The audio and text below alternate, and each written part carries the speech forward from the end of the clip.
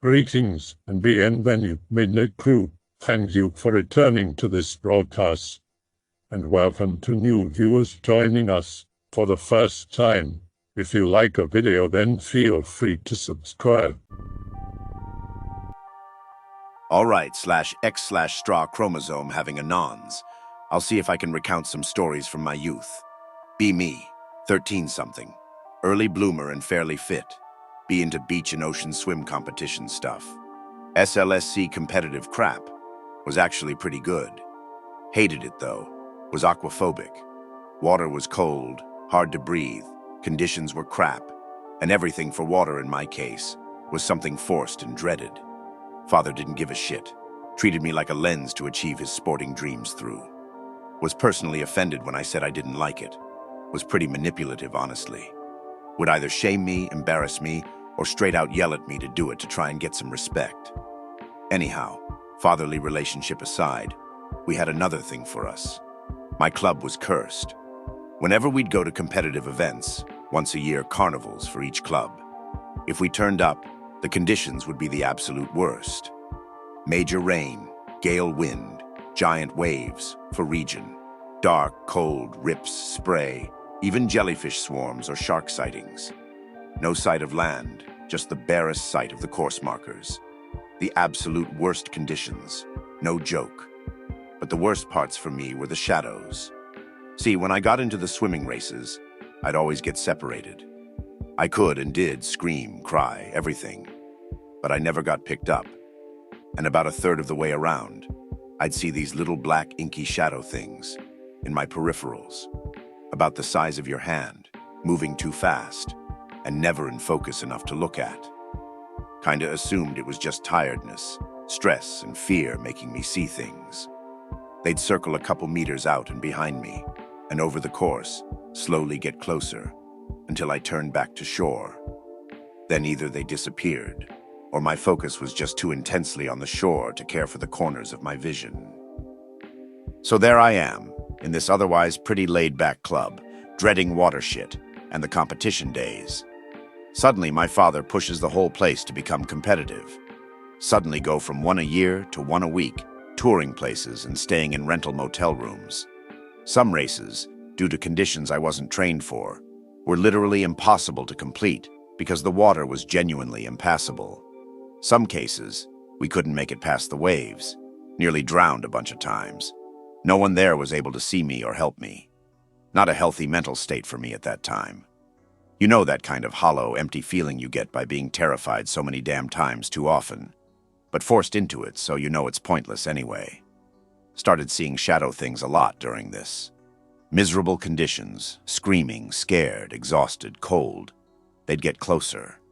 They started out at 2 meters, darting down the slopes of waves or swells. Then 1.5, then 1. During my last races, in literally life-threatening conditions, they'd get close enough to swim over my arms in the water, or just dart straight through my visual focus. Was never able to see them. Always too tired to focus on them. Was always particularly cold and numb. Not allowed wetsuits as they could be used to cheat. That, plus Antarctic currents, made for a cold me. Last water race I ever did was a double lap race, called a diamond race. Do 1 lap swimming, then do another lap, but bigger, on a knee board. Long and tippy, but fast. It's the middle of the day, but it's dark, overcast, every kind of shitty. Struggling my way through the first lap. I've nearly drowned 5 times now. I have nothing left to lose, and this is my last race ever. It gave me strength and enough focus. Not even making note of these shapes in the water.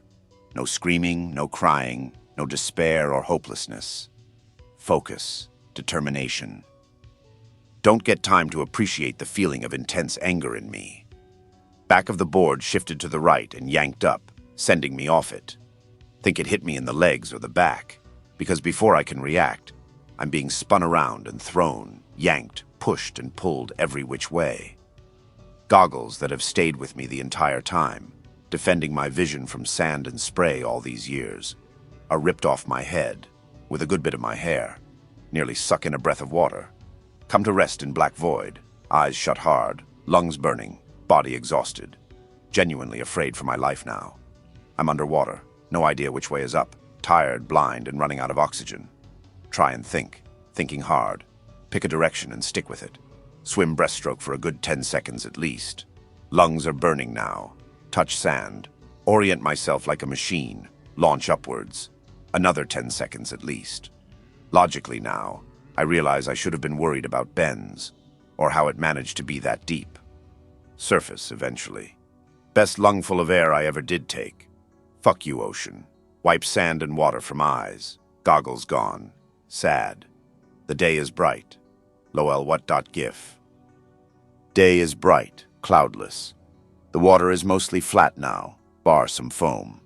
My board is about 50 meters away, and my goggles are gone. But the day is now ideal. Swim myself over to my board. Beach myself onto it like an obese seal. Paddle it into the beach until it rams into the sand. Get up, pick it up, run to the finish line. I still have the photo of me crossing the finish line. It was a perfect summer's day.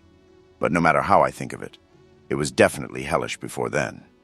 Hell, the first half of the races the day before looked like the love child of Mordor and Lovecraft's works. Sometimes I go back to some of the beaches I did this stuff at. I am 20 now. On really bad, stormy days, I can sometimes make them out, riding down the waves, darting just under the water. It kind of feels like they're waiting for me, like they want me back, or they're angry or something. Ever since I was a child, I've been fascinated by the ocean. What lies hidden under the deep, dark depths? Thousands of undiscovered life forms, giant cave systems much darker than one could even begin to fathom, maybe even long-forgotten civilizations. The day I got my chance to find out for myself was a day I'll never forget. I was a new recruit on a team of experienced deep-sea researchers. A recent sonar scan of the Atlantic Ocean has revealed something that to some may seem mundane, but to me was the definition of thrilling: the new deepest trench. Scientific speculation estimated that this newly discovered trench was a whopping 23.4 miles deeper than the Marianas Trench and went beyond the Earth's natural crust and fairly deep into the mantle. It would be dangerous, but I could never turn down such a momentous opportunity. I'd be among the first to explore this unnaturally deep crevasse. Oh, how naive I was. The date was August 13th. We all clambered aboard the submarine in the wee hours of the morning and assumed our stations. I should note that this was no ordinary submarine, not like they made their way back when. It was reinforced with about 8 feet of tungsten carbide to separate us from the crushing depths that engulfed us. The length of the submarine itself was nearly a quarter mile. Needless to say, it would take a hell of a lot to bring this hulking monstrosity down. The signal to set off rang forth, and we began our maiden journey into the deepest depths conceivable. It would be a week before we made it to our destination, so we used that time to become more well acquainted with each other. We shared laughs, stories, photographs of family and friends, and even though it was frowned upon by the higher-ups, the occasional drink. Staying in a submarine for extended periods of time tends to drive the occupants a bit stir-crazy, so we tried to stay in good spirits. Before we knew it, we had reached our destination. We cruised along the trench, the cameras mounted on the bottom taking photographs of the incredible anomaly. We worked silently and diligently, ensuring we stayed our course and not run aground. That was when we began to hear it. It was quiet at first. I remember thinking to myself that someone had left the comlink on at a low volume. It was the faintest of whispers, barely audible. I looked around me, and to my surprise, I wasn't just hearing things. Everyone around me was dead silent, listening, trying to locate the sound source, but to no avail. It was as though it was all around us, but we had no time to ponder. There was work to be done.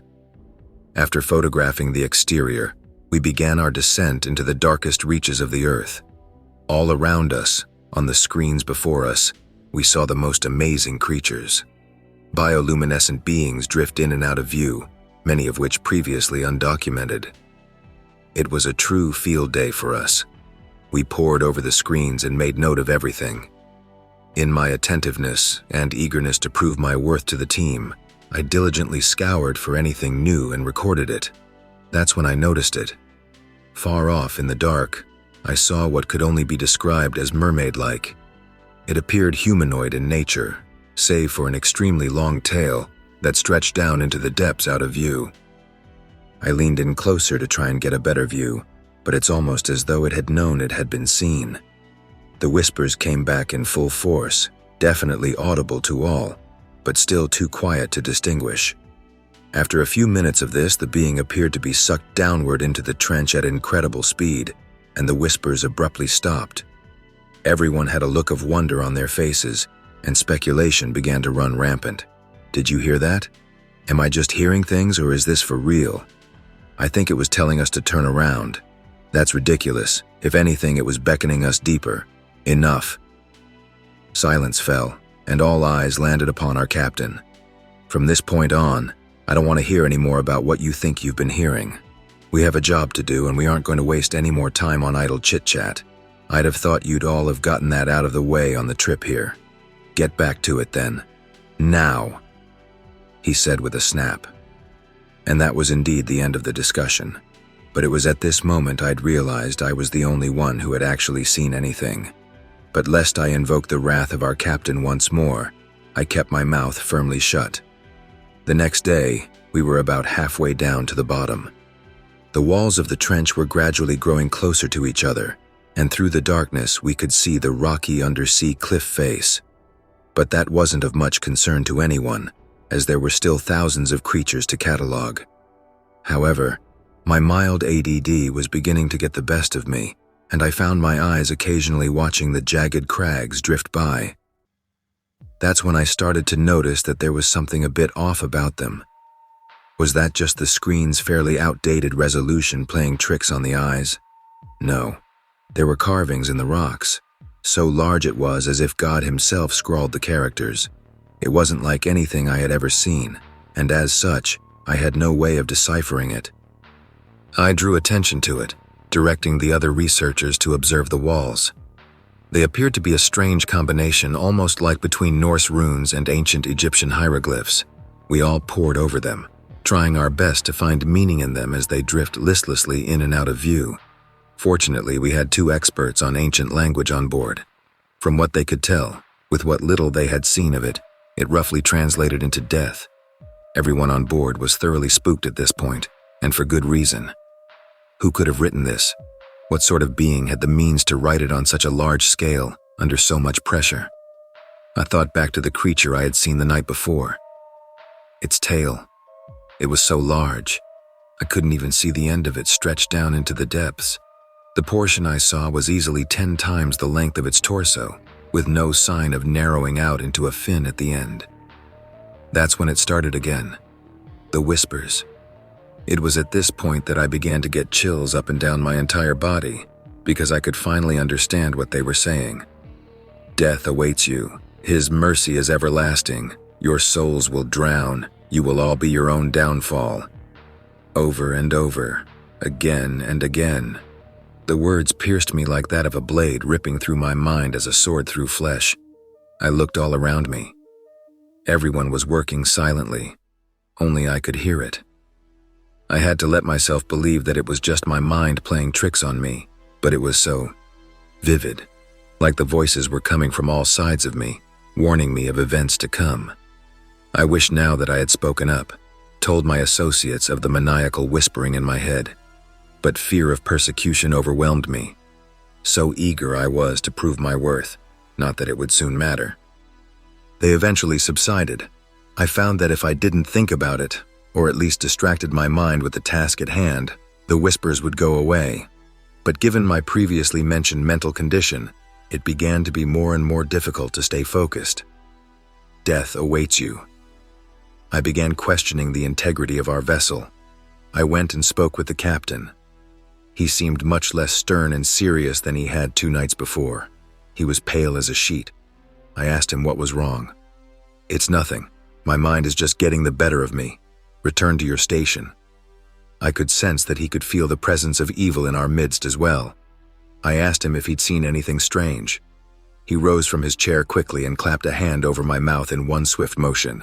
Have you seen them? The tendrils, have you seen them? I was noticeably unnerved by this, and so he removed his hand and calmly sat back down. He gestured to a nearby chair. I had a seat and he leaned in close. "I've been seeing these creatures since last night. While everyone was asleep, one appeared before the glass. It just stared at me. I suddenly began hearing these voices in my head, telling me that death awaits us. I was beginning to fear for my sanity. But you've seen them too, haven't you? I can see it in your eyes. I know you have." Sweat was pouring from his forehead. He was clearly distressed, so I decided to tell him what it was I had seen. When I told him about the tail and its incredulous length, he stopped me. "I don't think that it's a tail at all.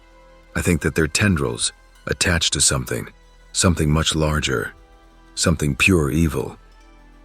It made sense to me. It certainly explained why there was no end in sight of the creature I had seen before. The whispers returned, except now they were less a whisper, more along the lines of someone quietly screaming. We agreed that we should withhold the information from our crewmates. I returned to my station. We were nearing the bottom of the trench now.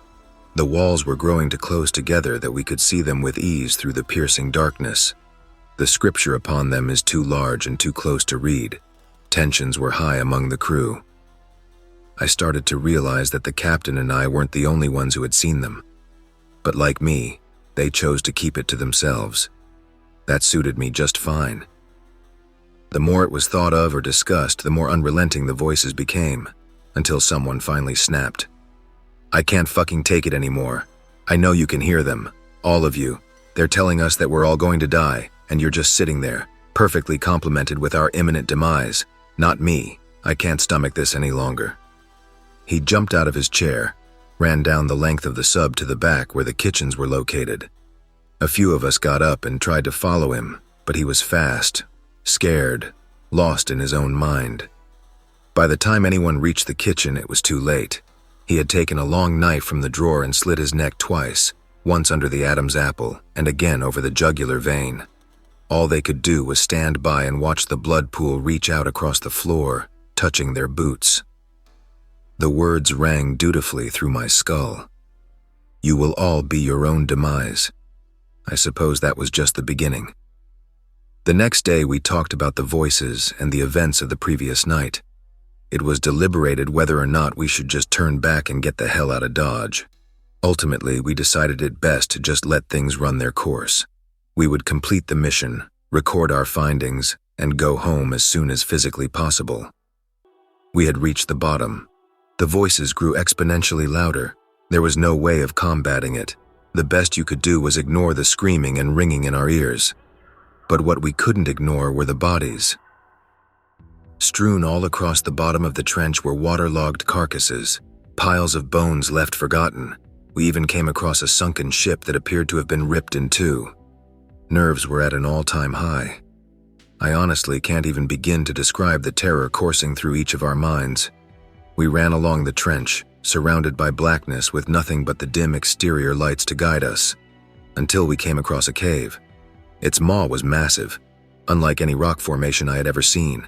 It seemed to span half a mile wide and damn near a mile high. This was probably the worst idea anyone had ever suggested in the history of the universe, but for whatever reason, it seemed like an obvious move to all of us. "Let's get a closer look." We slowed down gradually as we approached the opening. As impossible as it seems, it appeared to grow even darker in the cave. We came to a stop a few hundred feet from the entrance. Suddenly, the voices stopped. We all stared intently at one another, the looks on each of our faces confirming that it had subsided for each and every one of us. Then we saw one. It creeped slowly out of the darkness of the cave and approached the sub. One by one, more of them made their way out, and soon they were teeming all around us. All still rooted into the depths of the cave by their tails, they began to sing. Like a soothing siren song, it enchanted us, but their mouths didn't move. They were projecting the song into our minds using their own. They motioned for us to come back into the cave with them. We were uneasy. After a short deliberation amongst ourselves, it was decided, we're getting the fuck out of here. Slowly, we turned around and began to make our way back up, when the songs quickly went from soft melody to harsh gurgling screams. The creatures' eyes went dark, and they bore their long needlepoint teeth at us and bombarded us with their voices. It was louder than anything I had ever heard. They began wrapping themselves around the hull and clawing at the hard tungsten carbide exterior, as if it were nothing but margarine to them. They tightened their grip around the sub so much that the metal began to squeal and groan under the force they exerted. We were being pulled back into the cave. Being nothing more than a mere research vessel, we had no means to defend ourselves against the onslaught. Pulled deeper and deeper into the cave, I began to hear a distinct voice over the din of screeching all around us. A powerful, booming voice exclaiming, "The time is upon us. Break the shell. Feed." At that moment, I heard the sound of glass shatter, the window in the captain's quarters. Before I could react, water was coursing through the length of the ship, the wailing tendrils close behind it. We ran. To the back, beyond the kitchen and the cabin, there were 2 escape pods. Catching glimpses of the screens lining the duration of the craft, we saw the most horrifying image. It was as if it were an anglerfish, but roughly the size of 2 Empire State Buildings put together. From the top of its head sprouted thousands of tendrils, each with their own humanoid bait at the end. Its great maw opened slowly to reveal rows upon rows of jagged teeth, preparing to pull the submarine in. A siren wailed in throughout what remained of the ship, exclaiming imminent self-destruction. I stopped at a bulkhead that was about a quarter of the way down and waited for the remaining crew members to cross its threshold. I slammed it shut behind us and cranked it shut, and ran as fast as my violently quivering legs allowed. I could hear their claws ripping through the metal behind me as I neared the remaining pod. I climbed aboard, and a team member closed the door behind me and hastily set the pod to jettison. I remember staring out the window in front of us, watching the other pod ahead of us exit the cavern, only to be caught and pulled back into the fray. I watched as they ripped it to pieces and tore the occupants out. The immense pressure must have killed them before they could have experienced the teeth sinking into their flesh and gorging on their innards. At least I hoped that was the case.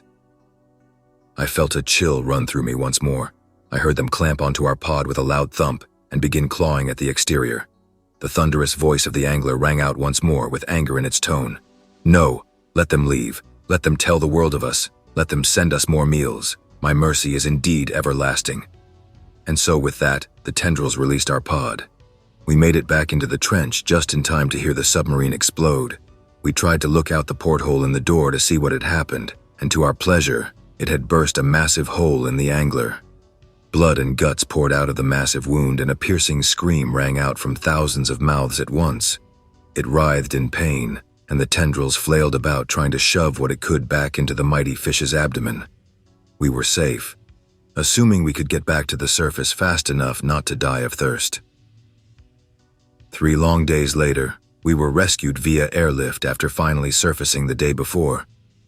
We were in terrible condition and stunk of sweat and waste, but we had made it. And so now I write this story, warning you of what lay beneath us in a forgotten world underneath our own. And remember, all life comes from somewhere. I can't help but wonder now if we'll ever see any relatives of the mighty maw wash ashore one day. This happened last year after my birthday. I turned 27 in November last year. Family decided to take, I had no say, it was a forced decision, me to the beach 2 days after my birthday. All my family loves the sea. I'm the only one that does. My mother, 2 sisters, and 3 brothers came. They have a shitty motorboat docked on the shore that my brother rented. I get basically dragged onto it. Mother stays on the sand with my youngest brother and sister. My brother then starts it up and drives off into nowhere. I get seasick very easily, so I'm feeling horrible on that boat, and there's nothing I can do about it because no one gives a shit. Fall into a nauseous sleep. Wake up underwater. First thought was that my siblings threw me off to mess with me. Swim up to the surface, I was really deep underwater somehow. Can't see or hear the boat anywhere. Dread begins to fill me when I realize I'm in the middle of the ocean with no idea of where the shore is. Panic for a bit. Extremely scared of the ocean for reasons many would understand. After a while, I accept my fate and wait for death to reach me. Float face up. Can't remember how long I was floating along. I just know it was a long while. Get the nauseous feeling of seasickness. Don't remember when I was placed back on the boat. It's late at night when I realize what's going on. I'm laying on my back. My sister is crying. One of my brothers is checking vitals or something. I don't know. And my brother is driving the boat with a stern look. Turns out they had forgotten all about me for 9 hours. Panicked when they realized I was gone and found me face up on the water with a lifeless look in my eyes. It still scares me to think what would have happened if I hadn't been found. My birthday is coming up soon. There has been talk about making it up to me by doing the same thing. If you live in Southern California, go to San Pedro and to a place called Point Fermin Lighthouse. It is common lately to see underwater lights zooming around. I've seen it myself. The lights are moon light blue, or green, or red. You can see them get duller as they appear to dive deeper and brighter, as they appear to move up in the water column. I've been thinking that they are stealth and invisible when they are airborne flying around, and once they dive below the surface, that's when we see the first light from them. Or last light if they exit the water and stealth kicks in. The reason I say this is the ones that appear to be diving deeper just get less and less bright until they disappear only because of how deep they have gone. On the other hand, when they appear to be rising through the water column, they get brighter and brighter before almost always, so far, just suddenly disappearing. That's when I've come to assume they have left the water behind and engaged their stealth capabilities. Ever since I first went at the suggestion of a friend and saw the lights for myself, this is the most logical explanation I've been able to come up with for what I've been observing. It's not so common that you see the lights every night, but in the last 10 months I've been going to check things out. I've seen them over a dozen times now. Sometimes there are a group of regulars that all happen to show up at the same time to observe the nighttime ocean. Every one of them have seen the lights at least once, and most have seen them multiple times. I'm pretty obsessed with them now, and since San Pedro is only a 20-minute drive from home, I'm there easily 5 nights a week, sometimes even 7. Any of you anons living close should make it a point to go see for yourself. Wish I lived on the Palos Verde Hill. In the right location, you could observe the ocean from your backyard. It's definitely a premier location to spot this sort of UFO and USO activity on the West Coast, if not worldwide. My family used to go to the Keys quite a bit. I've snorkeled at Lukey, a couple miles from land. The dangers they warn you about going under the boat and touching the sharp coral. If you go under the boat and the boat goes down, you end up with a concussion. In the ocean, miles from shore, that's really bad. There were some scuba divers there right next to a nurse shark. Coral larger than yourself. Great experience. I used to go snorkeling at a rocky beach which didn't have a name, as far as I know. No sand, basically a peninsula of sheer rock. There was an underwater cliff right offshore and nothing but blackness when you looked over. The creepiest thing I saw was actually on the Disney Island, of all places. A school of barracuda swam by me. Seemed like 50 fish or more. I don't think they're aggressive, but they have a very menacing appearance. Underbite with big teeth sticking out. It was awesome. Ocean is fun. You guys who are afraid of swimming in natural water should try it. I'd say there's more to see underwater than above, especially in the tropics. Anyone who doesn't understand the sheer vastness and possibilities that lie within the ocean are normies. Everyone knows we know more about the moon than our own oceans. That's incredible already. New species turn up every single year with every new dive we embark upon. We already know about deep-sea gigantism and how it affects squids, but that's all we know of as of now. Imagine what biology has concocted up deep down there in the depths of pitch black. Some disgusting, scary-looking fucking behemoth that lurks so deep we'll never find it. US military already tried funding a deep-sea lab, but they said it didn't work out and cut the funding, and that's the last heard of building an underwater base, but I believe that's bullshit, and that's exactly what they want you to believe, is that they just said, fuck that, never mind. They have bases in the Rocky Mountains, under Area 51, under Los Alamos, etc. Of course, they have a deep sea base or lab, and I'm sure have designed some pretty disgusting biological entities with the whole new genetic splicing and technology that's coming out nowadays. I can only imagine what just the government does on its blacklist agenda, but also biology as well. The ocean is one scary fucking place, and James Cameron is one crazy motherfucker to go down to Challenger Deep and chill there for a few hours. Must be spoopy as hell. I hope that you enjoyed tonight's broadcast. If you enjoyed tonight's story, then please subscribe to the channel, as more green texts will appear daily. A new broadcast will appear when the clock strikes midnight Central Time.